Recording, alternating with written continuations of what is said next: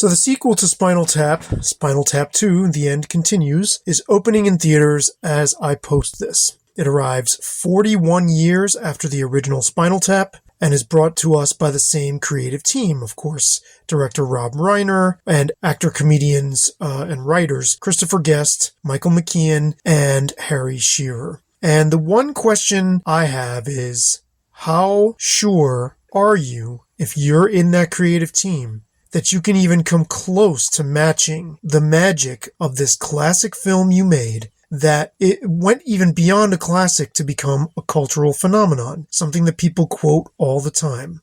If you're going to do that, if you're going to take that chance, especially this long after the fact, you'd better be sure that you're not tarnishing this amazing legacy. There are very few films that rise to this level, that they become woven into the collective fabric in this way. Even the poster for this new film, which is called The End Continues, that's pretty funny. But the poster of them standing on the Stonehenge, something about that bugs me.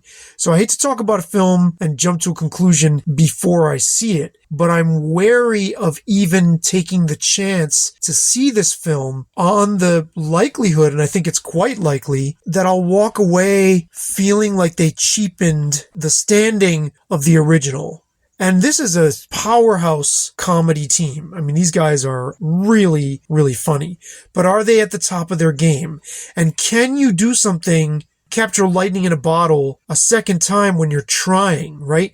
The first time, they were blazing a new trail. They were working with this sort of freedom that you have when you're not burdened by the weight of knowing what you made and how successful it was. You know, how you were able to tap the zeitgeist, right? You didn't know that the first time you made something. You just made something totally in the dark with no idea, because you couldn't see the future, that you're going to tap the zeitgeist. But then when you do and you come back 40 years later, I mean, this is a real ballsy move. Because they know what they're risking. They have to be so aware of the fact that very, very, very, like it's in like an infinitesimally small number of sequels that have ever even come within sniffing distance of what the first film accomplished. If you are seeing this film, or if by the time you hear this you have seen this film, I would love to hear you weigh in on what you're either expecting or what you got when you went to see it.